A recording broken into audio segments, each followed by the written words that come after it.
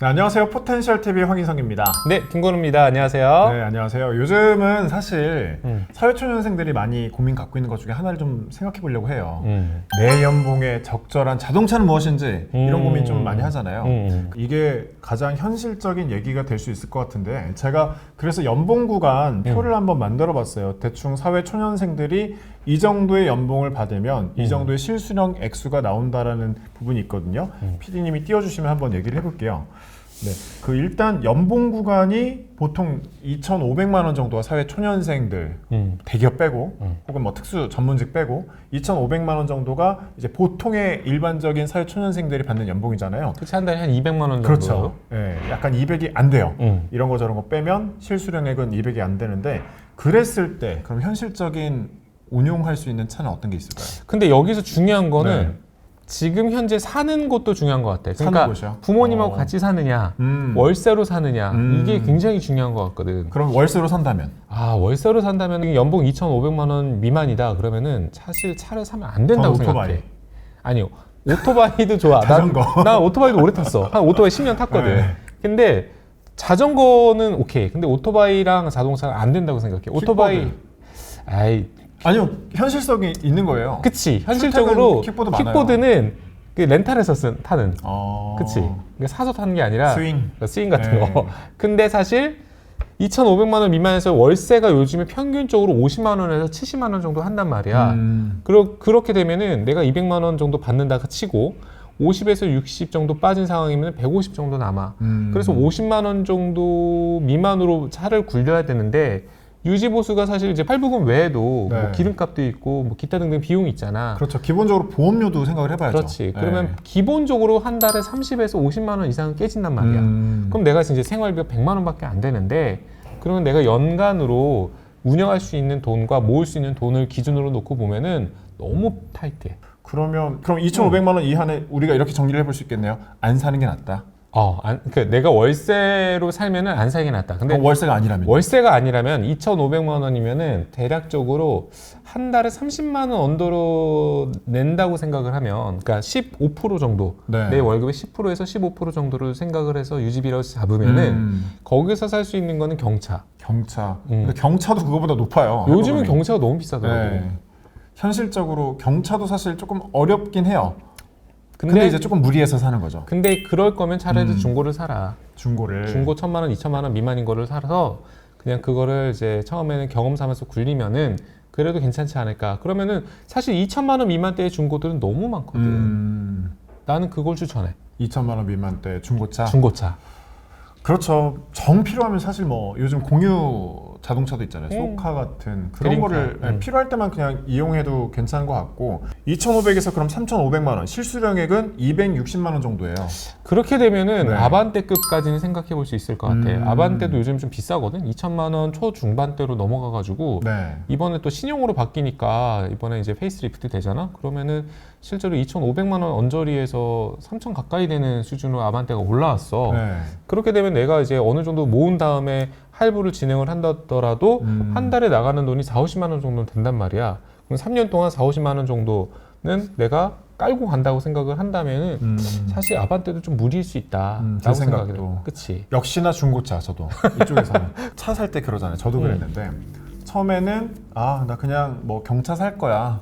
아반떼로 올라갔다가 소나타로 올라갔다가 소나타 또 보다 보니까 깡통은 사기 싫어. 그치? 무슨 사운드 시스템도 하고 싶고 썬루프도 하고 싶고 그렇게 하다 보니까 그랜저 그러다가 벤츠까지 올라가고 약간 이렇게 되더라고요. 이왕이면 좀 더 네. 이게 나오잖아. 아니 왜냐면 가격이 걸쳐 있어요. 그치. 네. 이게 다 가격 전략이 다 세워져 있기 때문에 네. 그런 건데 그렇다고 하더라도 내가 정확한 예산을 딱 잡고 자동차를 고르는 게 가장 좋고. 저도 같은 생각입니다. 사고 나면 감가상각이라는 게 있잖아요. 그치. 굉장히 빨리 떨어지잖아요. 차라리 이런 부분에 있어서는 경차가 감가상각에는 더 방어가 되더라고요.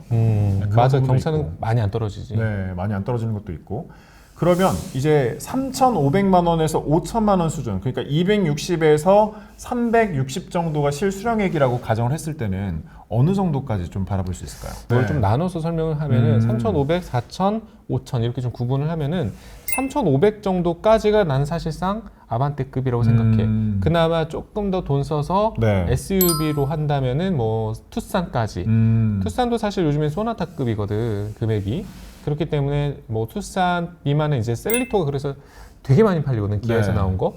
그리고 뭐 쌍용에서 나온 뭐 토레스라든가 이런 것들. 토레스 좋죠. 티볼리 토레스. 네. 이 정도까지가 사실상 3,000 언저리, 3,500까지 언저리가 충분히 운영할 수 괜찮은 있는. 운영할 수 있다고 생각을 하고 4천만 원 정도 된다 하면은 사실상 연령대를 조금 나누면은 젊은 친구들 입장에서는 4천만 원 연봉이다 그러면은 3시리즈 혹은 뭐 1시리즈 골프급의 그런 이제 수입차 정도까지 노려볼 만하다 생각해. 그럼 5천은 딱 5천이라고 5천까지면 이제 거기서 조금 더 올라가는 5시리즈까지는 솔직히 무리야. 내가 생각할 때. 그렇죠. 3시리즈 정도 그리고 이제 C클래스까지. 근데 C클래스도 요즘 너무 비싸가지고 3시리즈 아니면은 폭스바겐은 이제 T구안급 혹은 테슬라에서 나오는 이제 모델 3 이 정도까지. 지금 내 연봉 기준으로 내 기준이야. 70% 정도 수준이야. 내가 마지막 5천만 원 받아. 그럼 거기에 이제 70% 수준이면은 사실상 3,500 정도 그 라인으로 결정을 하는 게 안전하다라고 생각이 들지. 현실적으로. 현실적으로. 네. 저는 그것도 중고로 추천합니다. 그러면 5천만 원에서 7천만 원. 여기는 좀 이제 선택의 폭이 좀 너무 넓지. 넓어지죠. 근데 이제 이 정도 급이면은 사실상 한국에서는 그랜저급. 그랜저급. 이제 그랜저 제네시스 엔트리급은 괜찮다. 근데 사실 요즘 이제 휘발유 값은 너무 오르고 그렇죠. 그리고 이제 고급 차일수록 연비가 그렇게 좋지 않기 때문에 기본적으로 제네시스 그리고 그랜저를 가솔린으로 운영을 하게 되면은 한 달에 거의 한 2,000km 정도 탄다. 그러면 평균적으로 한 30에서 50만 원 정도 들어. 유지비가. 거기다 보험료가 1년 평균 보험료가 100에서 150만 원 사이야. 네. 그러니까 한 달에 10만 원씩은 더 낸다고 생각을 해야 되지. 거기에 이제 수리가 났을 경우에는 이제 그때부터 이제 뭐 거의 힘든 상황인 거지. 그러니까요. 사실 많은 분들이 그걸 생각을 안 해요. 자동차 수리비. 그렇지. 잘 생각하셔야 됩니다. 여러 가지를 다 고려를 하셔야 될 것 같아요. 네. 근데 나는 이제 브랜드로 좀 놓고 보면은 네. 만약에 이제 5천만 원 정도 써지면 선택의 폭이 사실 좀 넓다고 생각을 해. 네. 그랬을 때는 이제 조금 더 욕심내면은 이제 BMW, 벤츠, 아우디 그 중에서도 아우디가 할인이 굉장히 좋거든. 감가상각도 근데 좀 떨어지잖아요. 그렇긴 한데 할인이 너무 좋아서 요즘 같은 경우에 아우디는 뭐 20% 가까이 할인을 하니까 네. 거의 7천만 원짜리가 5천만 원 초반으로 지금 이렇게 이제 프로모션을 하고 있거든. 그런 것들을 노리는 것도 괜찮다. 저는 현대가 좋습니다. 현대 기아가 좋습니다. 자, 그러면 이제 7천만 원에서 여기서부터는 좀 고액이네요. 1억 원. 그러니까 1억이라고 하면 실수령액은 대략 한 600에서 700, 700에 좀 가까운 600만 원대 금액을 받는 건데 이 정도라면 그래도 어지간한 차는 다 무리 없이 운영할 수 있는 금액인 것 같아요. 그럼 나는 여기서는 한 1억 미만의 차들은 오케이. 그러니까 대신 이제 그런 건 있어. 뭐 사실상 여기서의 레인지는 8천만 원을 넘어가는 거는 힘들다. 기본적으로 차량 가격이. GLE 뭐 이런 건 안 된다. GLE는 너무 비싸지. 1억 CLS, 거의 네. 초반대니까 CLS는 너무 비싸지. 거의 그렇죠. 2억 가까이 2억이 넘지. 넘죠. 그러니까 지금 GLC급까지는 오케이. 그리고 뭐 BMW에서는 X3까지는 오케이. 그리고 뭐 5시리즈까지 오케이. 그리고 아우디 A6, Q5 정도까지는 오케이. 근데 그 이상으로 넘어가거나 슈퍼카 마세라티라든가 네. 뭐 이제 그런 거 있잖아. 렌즈로버라든가 이런 것들은 솔직히 어렵지. 근데 만약에 여기서 우리나라 차다 그럼 제네시스까지 G80까지는 괜찮지 않을까? 제네시스 충분히 저는 괜찮은 차라고 생각을 해서 그러면 우리 대표님 같은 경우는 차를 위해서 그러니까 감가상각 생각하지 말고 지르는 게 낫다. 근데 아니야. 너네들 아직은 청년층이잖아. 그래도 현실적으로 좀 저축을 하면서 너무 막 비싼 차는 살 필요 없고 저렴한 차를 사다가 다른 거에 더 투자를 해. 어떤 마인드신가요? 나 같은 경우에는 좀 비싸더라도 전기차. 그래서 유지비가 거의 안 들지. 그런 부분에서 초기 금액을 좀 투자하더라도 감가상각도 덜 되고 유지비도 이제 유리한 전기차를 타고 있는데 뭐 그런 식으로 따져서 내가 유리한 쪽으로 고른 게 낫다고는 생각이 들어. 네. 사회 초년생 입장에서는 사실 이런 거 저런 거 많이 따지게 되잖아요. 그래서 어떤 게 자기한테 유리한지 그 선택은 여러분의 몫이니까 잘 좀 파악하시고 현실적으로 제발 좀 구매를 하시길 저는 추천드립니다. 자, 오늘 여기서 마쳐도 되겠죠? 네, 그렇습니다. 네, 여러분 고맙습니다. 감사합니다.